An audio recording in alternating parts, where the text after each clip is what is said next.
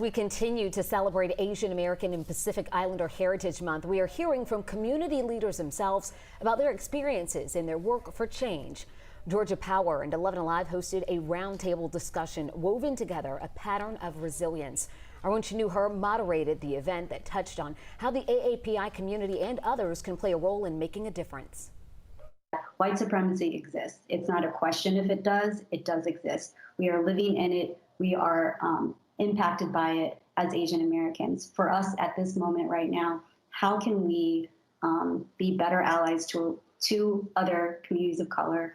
How can we really make sure that in this moment we don't retreat, right? We actually stand up and use our voice and our power. It's about education, being aware, and this notion that's been talked about a lot, right? It's not enough to just be a not racist, right? Be an anti-racist. How are you actively advocating and standing up for marginalized communities, Asian communities? How are you speaking up?